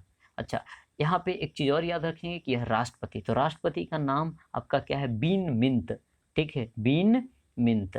अच्छा, और वहाँ की प्रधानमंत्री वहाँ नहीं होते। ठीक है, प्रधानमंत्री नहीं होते वहाँ, क्या होते? स्टेट काउंसलर उन्हें बोला जाता है। ठीक है, प्रधानमंत्री शब्द उनके लिए यूज नहीं किया जाता है।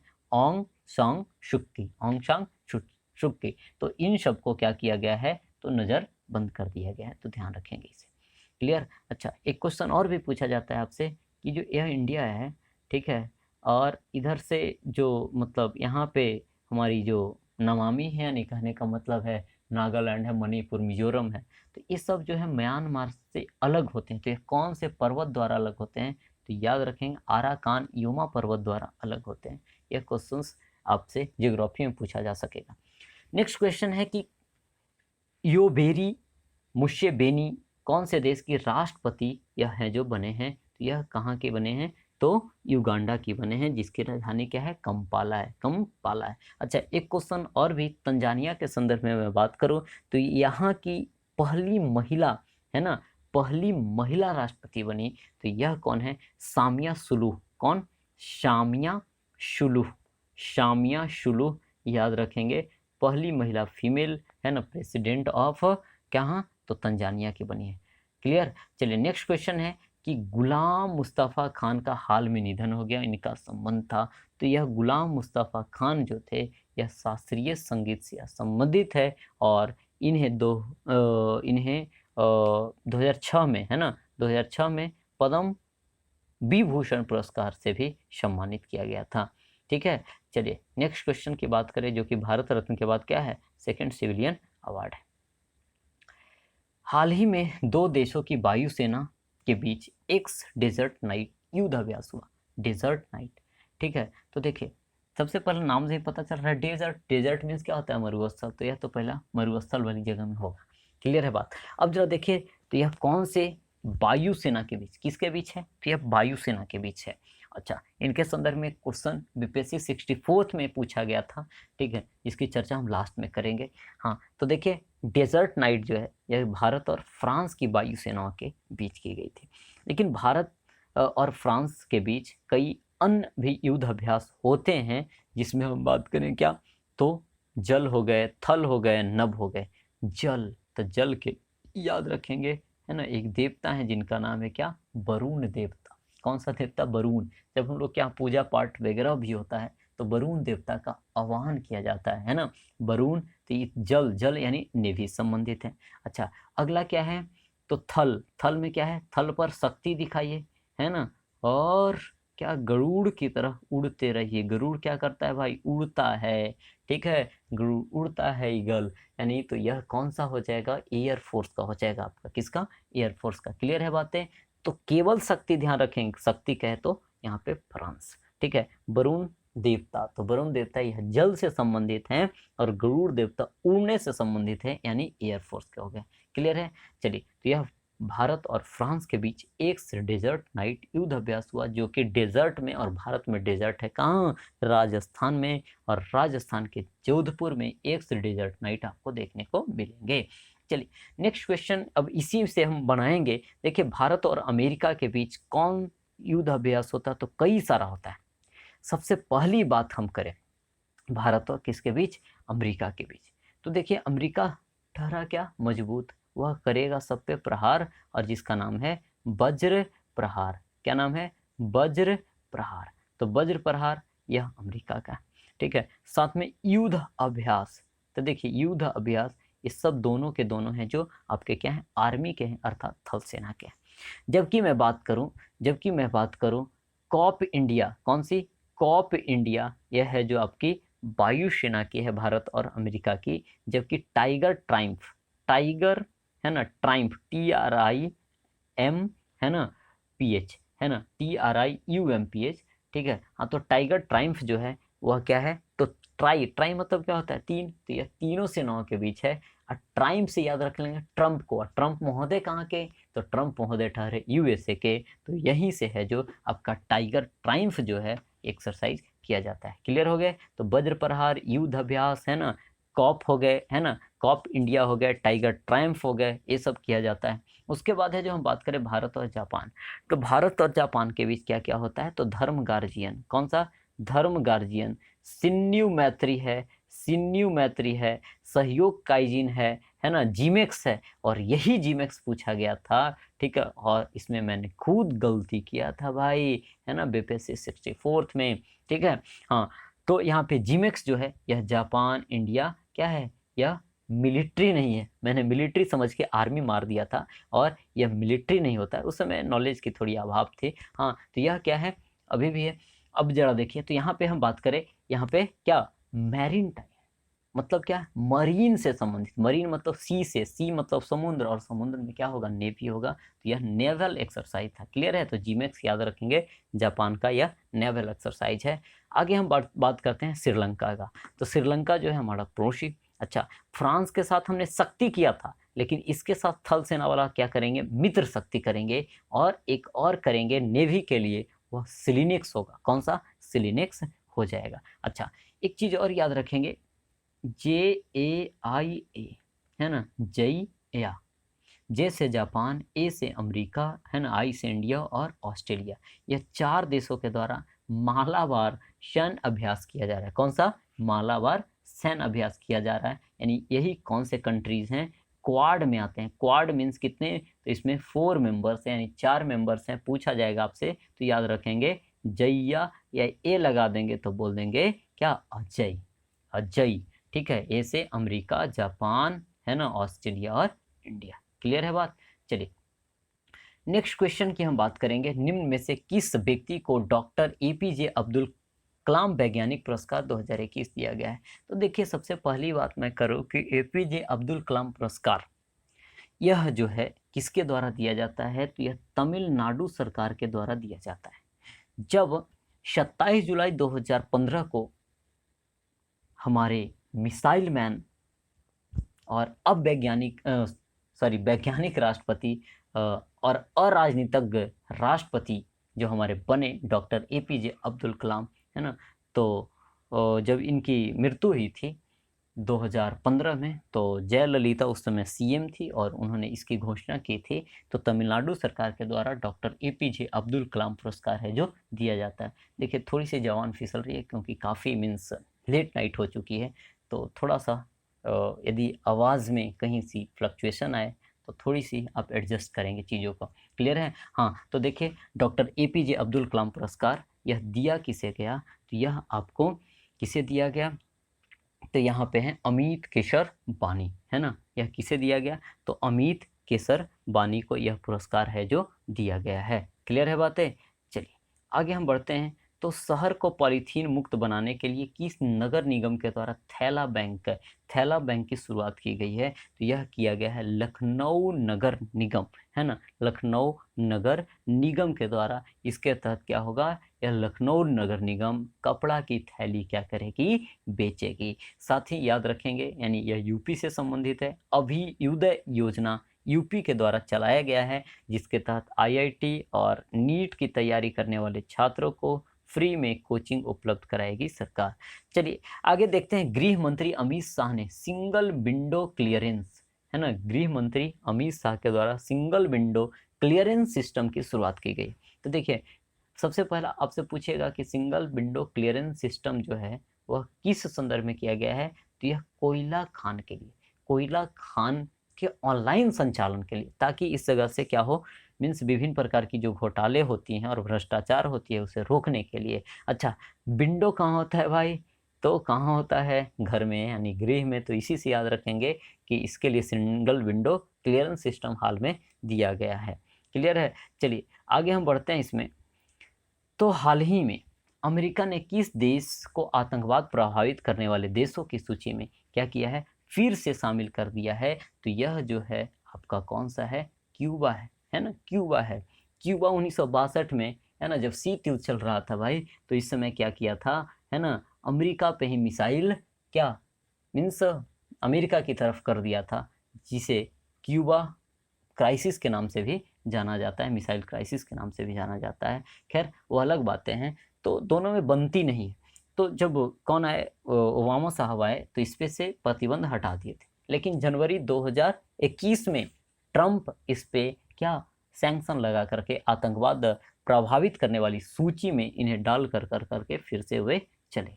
क्लियर है बात? चलिए नेक्स्ट क्वेश्चन की हम बात करते हैं। नेक्स्ट क्वेश्चन है हमारा कि 2 मार्च 2021 को पीएम मोदी ने मैरी टाइम इंडिया समिट का उद्घाटन किया। इसमें कौन सा देश सहयोगी रहा? यह पवनों का देश किसे कहा जाता है, डेनमार्क को, है ना। तो डेनमार्क इसमें मैरी टाइम इंडिया समिट का उद्घाटन किया और इसमें सहयोगी देश रहा कौन सा, डेनमार्क। अब देखिए, नाम से ही पता चल रहा है मैरी टाइम मतलब मरीन से संबंधित है, मरीन यानी समुद्र से, और इसमें चाबहार पोर्ट के संदर्भ में काफ़ी मीन्स चर्चाएं की गई थी, ध्यान रखेंगे। अच्छा, एक चीज़ मैं और बतलाते चलूँ डेनमार्क के संदर्भ में, कि जो पूरी दुनिया का जो पुरातत्व संग्रहालय है ना, जो आर्कियोलॉजिकल कहीं से कोई साक्ष्य मिलते हैं, तो इसे कहाँ रखा जाता है, जाकर करके डेनमार्क के कोपेनहेगन में रखा जाता है। नेक्स्ट क्वेश्चन की बात करें तो देखिए, भारत तथा बांग्लादेश, है ना, बांग्लादेश के बीच मैत्री सेतु,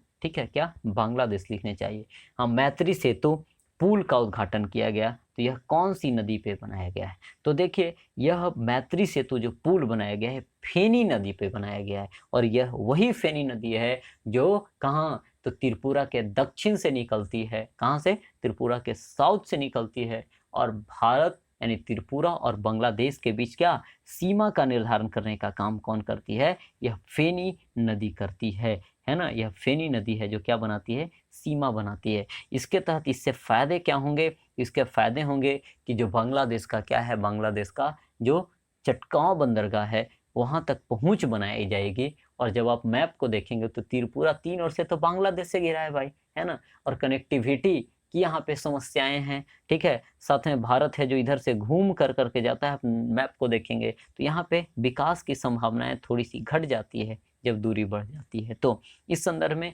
यदि यहाँ पे मैत्री सेतु के तहत क्या होगा, तो सीधा क्या करेंगे, तो बे ऑफ बंगाल के थ्रू चटगांव बंदरगाह, और चटगांव से क्या किया जाएगा, फेनी रिवर होते हुए, है ना, पहुंच जाया जाएगा कहाँ पे, तो त्रिपुरा में। इस प्रकार से जल परिवहन के द्वारा सस्ती चीजें पड़ेगी। तो ध्यान रखेंगे यह फेनी नदी पे क्या किया गया है, बनाया गया।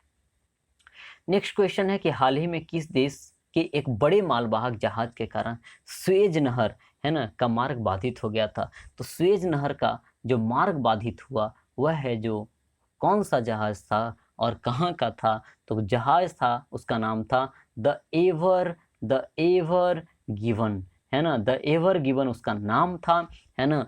और यह कहाँ का था, ताइवान का था, ताइवान का था। इसके तहत लगभग 7 दिनों तक क्या रहा था, जो स्वेज नहर है जो किसे जोड़ती है, तो लाल सागर को भूमध्य सागर से जोड़ती है, ठीक है। तो उसी में यह क्या हो गया था, तिरछा है जो यह ब्लॉक कर दिया गया था, मतलब ब्लॉक हो गया था रास्ते, ठीक है। और इसके तहत क्या है कि अब ब्लॉक क्यों हुआ, तो यह क्या है, 400 मीटर लंबी है, ठीक है, और लगभग 50 से 60 मीटर के आसपास क्या है, यह चौड़ी है। तो समझ ही सकते हैं कि इसकी लंबाई चौड़ाई काफ़ी अधिक है, और तिरछे जा करके अटक जाए तो फिर दिक्कत की संभावनाएं तो बन ही जाती है। चलिए आगे हम बात करते हैं। अगला है कि किस मंत्रालय ने हाल ही में ग्लोबल बायो इंडिया, है ना, ग्लोबल बायो इंडिया 2021 का आयोजन किया। देखिए नाम से ही पता चल रहा है, bio, bio means life, life यानी जिंदगी, जिंदगी यानी बायोलॉजी से संबंधित क्या रहेगा, तो यही तो हेल्थ मिनिस्ट्री ही तो रहेगा, यानी केंद्रीय स्वास्थ्य परिवार कल्याण मंत्रालय के द्वारा यह क्या किया गया, लॉन्च किया गया। उस समय इसके मंत्री थे हर्षवर्धन सिंह, लेकिन अभी जो हैं आपको हेल्थ मिनिस्टर कौन है, तो मनसुख मांडवीय। कौन, मनसुख मांडवीय हैं, और साथ में इन्हें रसायन मंत्रालय भी दिया गया है। क्लियर है, हाँ ध्यान रखेंगे इसे, क्या, ग्लोबल बायो इंडिया 2021 स्वास्थ्य परिवार कल्याण मंत्रालय द्वारा अभी जो है इसके मंत्री मनसुख मांडवीय हैं, और इसका थीम था ट्रांसफॉर्मिंग लाइफ्स। क्या, transforming lives, bio sciences to bio economy, है ना, bio sciences to bio economy, इसका क्या रखा गया था, थीम रखा गया था। नेक्स्ट क्वेश्चन है कि इसरो ने ब्राजील के अमेजोनिया एक सहित 18 अन्य उपग्रहों को, है ना, प्रक्षेपण यान कौन सा था जिसके द्वारा लॉन्च किया गया। तो देखिए प्रक्षेपण यान के द्वारा लॉन्च किया जाता है चीज़ों को दूर तक भेजने के लिए, और यह है हमारा क्या, PSLV C51 यानी पोलर सैटेलाइट लॉन्च व्हीकल है, जो कि क्या है, तो C51 इसका नाम है। और यह जो है इसरो का PSLV से, है ना, PSLV से याद रखेंगे, यह 53वां मिशन था। कौन सा, 53वां मिशन था, यानी कुछ मिशन फेल भी तो होते हैं, ठीक है। तो यह ध्यान रखेंगे, यह भी क्वेश्चन पूछा जाएगा। तो कौन सा मिशन है, तो 51 देख करके 51 नहीं लगा देंगे भाई, कौन सा, तो यह है जो आपका 53वां था। और यह कहाँ से लॉन्च किया गया था, यह लॉन्च किया गया था सतीश धवन अंतरिक्ष केंद्र से। चलिए तो देखते हैं कि आप यहाँ तक पहुँचे हैं, तो सतीश धवन अंतरिक्ष केंद्र कहाँ में है, यह है जो आपको कमेंट कर करके बतलाने हैं, क्योंकि यहाँ तक पहुँचना और इस वीडियो को देखना बहुत ही मीन्स जिगर चाहिए, एक प्रकार से हम बात करें, ठीक है। कई लोग नहीं देख पाते हैं, 3 घंटे का फिल्म देखेंगे लेकिन 1 घंटे का वीडियो, सही वीडियो नहीं देख पाएंगे। हाँ चलिए, तो यहाँ जरा देखिए इंडियन सुपर लीग। अब देखिए इंडियन सुपर लीग कहने का मतलब IPL तो समझ में आता है भाई, लेकिन इंडियन सुपर लीग ना समझ में आता है नहीं। हाँ, तो इसकी विजेता टीम कौन रही है, तो देखिए इंडियन सुपर लीग जो है यह किससे संबंधित है, फुटबॉल से संबंधित है। किससे है, तो यह फुटबॉल से यह संबंधित है ना। और इसे और क्या बोला जाता है, तो हीरो, है ना, hero, hero India super league के नाम से भी जाना जाता है, ध्यान रखेंगे। और इसका विजेता है मुंबई सिटी जो फुटबॉल क्लब है वह है, और उप विजेता रहा है ATK मोहन बगान, है ना, ATK मोहन बगान, जो कि सबसे मोहन बगान क्या है, पुराना क्या है, तो क्रिकेट, सॉरी फुटबॉल क्लब है, क्रिकेट नहीं। हाँ आगे जरा देखिए, ऑल इंडिया बैडमिंटन चैंपियनशिप का खिताब कौन से पुरुष खिलाड़ी ने जीता है? तो देखिए बैडमिंटन चैंपियनशिप का खिताब, ठीक है, इंडिया नहीं, हाँ, ऑल इंग्लैंड बैडमिंटन चैंपियनशिप का खिताब कौन जीता है? तो ली जी जिया, है ना, ली जी जिया, और हैं कहाँ के? तो मलेशिया, कहाँ? मलेशिया के यह हैं ली जी जिया, जिन्होंने ऑल इंग्लैंड बैडमिंटन चैंपियनशिप जीता है। क्लियर है बात? जबकि यही ईमेल में है, जबकि फीमेल में आपसे पूछा जाता तो याद रखेंगे नोजोमी ओकुहारा, ठीक है, नोजोमी ओकुहारा के द्वारा, जो कि कहाँ से संबंध रखती हैं? जापान से। क्लियर? चलिए नेक्स्ट क्वेश्चन की हम बात करते हैं। तो T20 इंटरनेशनल में भारत के लिए सबसे ज़्यादा विकेट लेने वाले गेंदबाज बने हैं, यह कौन बने हैं? तो यह हैं यजुवेंद्र चहल, है ना, यजुवेंद्र चहल बने हैं, इस बात का ख्याल रखेंगे। और किस में? तो T20 में, जबकि सबसे ज़्यादा विकेट लिया हुआ है कौन? तो मलिंगा 107 विकेट, यजुवेंद्र चहल का है कितना? तो 60 विकेट है, ठीक है।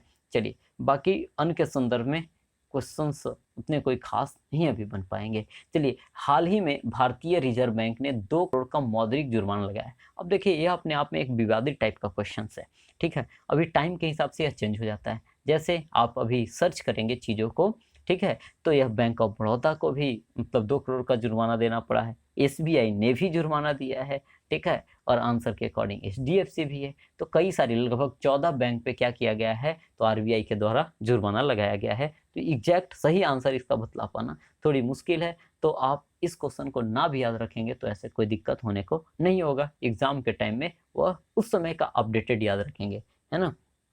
तो लेटेस्ट इन सब पे है जो लगा भी है। साथ में किस पे? तो ICICI बैंक पे भी क्या हुआ है? जुर्माना आपको देखने को मिला है। एक्सिस बैंक पे 5 करोड़ का जुर्माना लगा है। तो क्वेश्चन के अकॉर्डिंग मीन्स आंसर इसका अभी डेडलाइन दिया नहीं गया है, नहीं तो बैंक ऑफ बड़ौदा भी इसमें शामिल है, SBI भी शामिल है, तो फिर आंसर किसे करेंगे? तो इस क्वेश्चन को आप निगलेक्ट ही कर करके चले, ठीक है। तीरथ सिंह रावत के इस्तीफे के बाद उत्तराखंड के मुख्यमंत्री कौन बने हैं? है ना, तो याद रखेंगे यह क्वेश्चन पूछा जाएगा। पुष्कर सिंह धामी, है ना, पुष्कर सिंह धामी उत्तराखंड के क्या हैं? नए मुख्यमंत्री हैं। जबकि वहाँ की जो क्या गवर्नर है वह कौन है? तो बेबी रानी मौर्य, बेबी रानी क्या है? मौर्य वहाँ की क्या है? गवर्नर है। क्लियर है? चलिए आगे हम बढ़ते हैं इसमें। तो महाराष्ट्र सरकार ने किस प्रसिद्ध गायिका को वर्ष 2020 का महाराष्ट्र भूषण पुरस्कार प्रदान किया है? तो देखिए महाराष्ट्र भूषण जो है वह महाराष्ट्र की क्या है? सबसे बड़ा सिविलियन अवार्ड है, और यह दिया गया है लता मंगेशकर की बहन किसे? आशा भोसले को दिया गया है। किसे? आशा भोसले को यह दिया गया है। जैसे भारत में सबसे बड़ा क्या है अवार्ड? तो यहाँ पे भारत रत्न है, लेकिन महाराष्ट्र के हिसाब से बात करें तो महाराष्ट्र भूषण हो जाएगा। क्लियर है? बाकी तो आप देख रहे हैं सभी के सभी गायिका की ही बात यहाँ पे की गई है। देश का पहला पूरी तरह से जो इलेक्ट्रीफाइड रेलवे जोन है वह कौन सा बना है? तो पूरी तरीके से बना है आपका पश्चिम मध्य रेलवे। कौन सा? पश्चिम मध्य रेलवे। यानी हमने ऐसा जोन बतलाया था भाई, यह ईस्ट है, यह वेस्ट है, ऊपर में नॉर्थ, नीचे में साउथ, यहाँ पे बीच में है आपका मुंबई सेंट्रल वाला, ठीक है। अब जरा देखिए हम बात करें यहाँ पश्चिम मध्य, तो देखिए ये वेस्ट आएगा, वेस्ट के यहाँ बीच में। अच्छा, यहाँ पे हम लोगों ने पढ़ा था कि यह ईस्ट है, ईस्ट के बीच में पूर्वोत्तर, यहाँ पे हाजीपुर है, ठीक है। तो यहाँ पूर्वोत्तर नहीं, पूर्व मध्य, हाँ पूर्व और मध्य बीच में है। अच्छा, यहाँ दक्षिण है ना, सॉरी पश्चिम और मध्य है, तो पश्चिम और मध्य है, तो यह क्या हो जाएगा? इधर हाजीपुर, तो इधर रखेंगे यहाँ जब्बलपुर, है ना, इधर जब हाजीपुर तो इधर जब्बलपुर। क्लियर है? चलिए तो याद रखेंगे इसे। नेक्स्ट क्वेश्चन है, अच्छा इसी में बात करें पूर्व मध्य रेलवे, इसका हेडक्वार्टर कहाँ है? तो इसका हेडक्वार्टर आपको हाजीपुर में देखने को मिलेगा। अच्छा, इसके बाद है जो दक्षिण मध्य, तो दक्षिण नीचे जहाँ की चेन्नई हो गया, इसके मध्य में, है ना, तो इधर हो गया सिकंदराबाद, और इधर उत्तर मध्य में कह दे तो इलाहाबाद। क्लियर है? हाँ, तो इसे ध्यान रखेंगे। और पूर्वोत्तर सीमांत रेलवे, तो सीमांत रेलवे का तो मालीगांव है ही, जो कि आपको पता भी होगा। चलिए नेक्स्ट क्वेश्चन की बात करते हैं। तो जम्मू कश्मीर में दुनिया का सबसे ऊंचा आर्क ब्रिज का निर्माण किया कौन सी नदी पे किया गया है? तो कहाँ? तो हाँ, तो जम्मू कश्मीर में कौन सी नदी है? तो चिनाब नदी पे इसे क्या किया गया है? बनाया गया है ना। कौन सी नदी पे? चिनाब नदी पे, जो कि क्या है? तो 1.3 किलोमीटर लंबा है, और नदी तल से 359 मीटर ऊंचा है। कितनी? 359 मीटर ऊंचा है जो कि अपने आप में, है ना, यह विश्व रिकॉर्ड रखता है। नेक्स्ट क्वेश्चन है हमारा कि किस देश में भारतीय इंदिरा गांधी सांस्कृतिक केंद्र द्वारा कौन सा संस्कृत लर्निंग ऐप, क्या सीखने के लिए, संस्कृत सीखने के लिए लिटिल गुरु को लॉन्च किया है। तो लिटिल गुरु को लॉन्च किया है बांग्लादेश ने, है ना। इसके तहत क्या किया जाएगा, तो संस्कृत सिखाया जाएगा और यह संस्कृति मंत्रालय की पहल से इसे क्या किया गया है, शुरू किया गया है। नेक्स्ट क्वेश्चन है हमारा, नेक्स्ट क्वेश्चन है कि चीन पर निर्भरता को कम करने के लिए भारत ने किस देश के साथ SCRI पहल की क्या की है, तो शुरुआत की है। तो SCRI पहल, अब यही नहीं समझ में आ रहा है, लेकिन आपने देखा होगा कि ड्यूरिंग लॉकडाउन के दौरान क्या हुआ था कि हम कई सारी क्या मीन्स वस्तुओं के लिए चीन पर निर्भर रहते हैं, और चीन जब चाहे, है ना, रेट बढ़ा सकता है, सप्लाई बंद कर सकता है, तो कई सारी समस्या हैं, और इस पर निर्भरता को घटाने के लिए SCRI पहल की क्या की गई, शुरुआत की गई। तो भारत है जो इसके लिए जापान और ऑस्ट्रेलिया का क्या लिया है, साथ लिया है। अतः आंसर क्या होगा, A और B होगा। अब देखिए SCRI का फुल फॉर्म जो है सप्लाई चेन, है ना, supply chain resilience initiative, clear, supply chain resilience initiative, इसका क्या होता है, फुल फॉर्म होता है, किसका, SCRI का। चलिए नेक्स्ट क्वेश्चन जो है, जो कि 47 नंबर क्वेश्चन है, वह क्या है, हाल ही में एक बुक लॉन्च किया गया है, क्या, तो ऑल टाइम फेवरेट, है ना, all time favourite for children, उधर क्वेश्चंस हैं जो कट रहे हैं, हाँ, तो ऑल टाइम क्या फेवरेट फॉर चिल्ड्रेंस, यही है जो क्या है, बुक का नाम है। अच्छा, तो इसे लिखा कौन है, तो देखिए ऑल टाइम आप किसी का फेवरेट कब रहेंगे, फेवरेट मतलब पसंदीदा कब रहेंगे, जब आपके और उनके बीच क्या होगा, बॉन्ड, है ना, मजबूत होगा, तो तब आप फेवरेट, आप उनके बने रहेंगे, वे आपके बने रहेंगे। तो याद रखेंगे किन्हें, रस्किन बॉन्ड को, किन्हें याद रखना है, रस्किन बॉन्ड को याद रखना है। क्लियर है, चलिए तो ध्यान रखेंगे। अन्य भी हैं तो आगे हम और चर्चा करेंगे भी। चलिए नेक्स्ट की हम बात करते हैं, तो किस केंद्र शासित प्रदेश में जो पासा एक्ट है, तो इसे लेकर करके मतलब काफ़ी विवाद चल रहा है, और काफ़ी यह मतलब चर्चित मुद्दा भी रहा है। तो यह देखिए पासा जो एक्ट है, यह विवाद का मुद्दा रहा है लक्षद्वीप के लिए। लक्षद्वीप आपका कहाँ पड़ता है, तो यह इंडिया का मैप रहा, और इधर आपका कहाँ है, तो केरल के बगल में लक्षद्वीप है। ठीक है, लक्षद्वीप की राजधानी कहाँ है, कावारती है, और यहाँ के प्रशासक है प्रफुल्ल पटेल। कौन, प्रफुल्ल पटेल।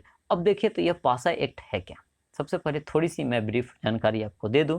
पासा का मतलब होता है प्रिवेंशन, है ना, प्रिवेंशन ऑफ एंटी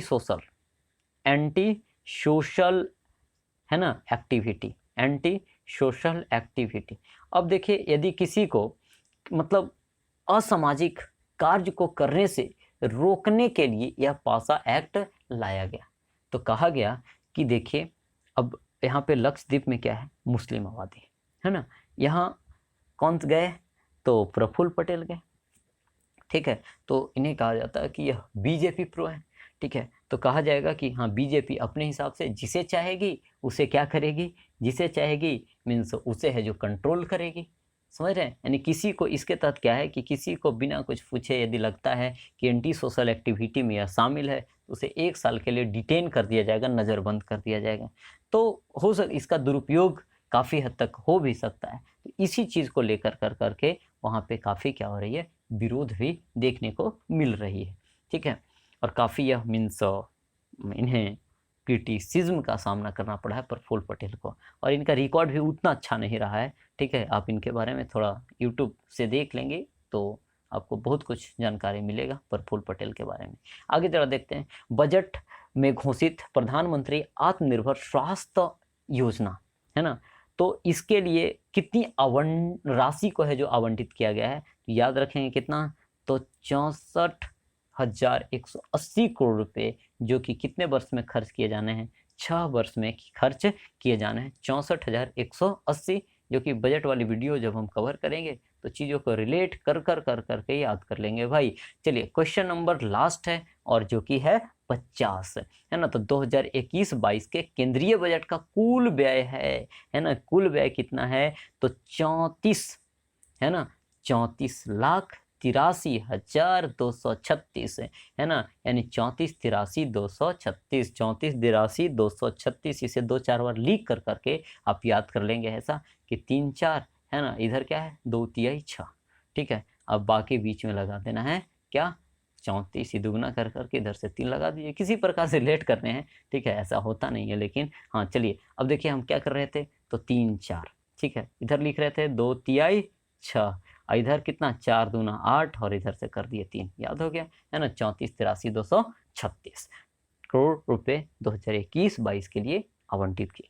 देखिए कुछ विशेषताएं हैं, ठीक है। बजट के संदर्भ में बात करूं तो संविधान में क्या किया गया, आर्टिकल 112 में बजट शब्द का उल्लेख नहीं है, यह क्या है वार्षिक वित्तीय विवरण, एनुअल फिनेंशियल स्टेटमेंट की बात कही गई है आर्टिकल 112 में। तो ध्यान रखेंगे कि भारतीय संविधान में क्या है बजट शब्द का उल्लेख नहीं है, बजट के ही जैसा एनुअल फिनेंशियल स्टेटमेंट की बात की जाती है, क्लियर। लेकिन बात एक ही है। अच्छा अब जरा देखा जाए तो इस बार की खास क्या रही, यह जो है पहली बार पेपरलेस यानी बिना पेपर का बजट पेश किया गया है ना, टैब के माध्यम से है ना, यह डिजिटल बजट पेश किया गया। कैसा डिजिटल बजट पेश किया गया, और ऐसा करने वाला जो प्रथम राज्य बना वो कौन बना होगा, आप समझ ही सकते हैं कि अभी सेंट्रल में केंद्र की सरकार यहाँ भी है, तो क्या मोदी के प्रतिलिपि कौन है, योगी महोदय। तो यानी यूपी ने सबसे पहले क्या किया, पेपरलेस डिजिटल बजट पेश किया। इस बात का आपको क्या रखना है, ख्याल रखना है। और इस बार बजट का जो थीम था वह क्या था, सेल्फ रिलायंट इंडिया यानी आत्मनिर्भर भारत है ना, आत्मनिर्भर भारत इस बार बजट का क्या था, थीम था। और प्रत्येक वर्ष 2016 से अब जो बजट पेश किए जाते हैं 1 फरवरी को किए जाते हैं, और उसके ठीक एक दिन पहले है ना क्या किया जाता है, इकोनॉमिक सर्वे अर्थात आर्थिक सर्वेक्षण को क्या किया जाता है, पेश किया जाता है। लेकिन इस बार खैर 3 दिन का गैप है, वो अलग बात है, ठीक है। चलिए तो यहाँ पे कुल मिलाकर करके हमने कोशिश किया कि आपको एक अच्छे से एक्सप्लेनेशन दिया जाए है ना, बिना टाइम का परवाह किए जितनी भी हो सकता था मैंने बेहतर एक्सप्लेनेशन देने का प्रयास किया है। उम्मीद है कि आप यहाँ तक देखे होंगे और देखा है, आपने कुछ सीखा है, तो उत्साह वर्धित करें और कमेंट बॉक्स में हमें ज़रूर बताएं कि आपको यह जो सीरीज है वह कैसी लग रही है, और इसे में किस प्रकार से कोई इम्प्रूवमेंट की जाए, और आपकी कोई डिमांड है तो आप है जो हमें बतला सकते हैं। चलिए तो मिलते हैं, और भी अनसेट्स वगैरह भी हम शुरू करेंगे बीपीएससी को लेकर करके जल्द ही। साथ ही इंग्लिश मीडियम का जो करेंट अफेयर्स है उसे भी मैं शुरू करने को हूँ, तो इस संदर्भ में आप थोड़ा हमें सजेस्ट भी करेंगे तो हमें अच्छा लगेगा। चलिए दोस्त तो मिलते हैं अगले वीडियो में, तब तक के लिए जय हिंद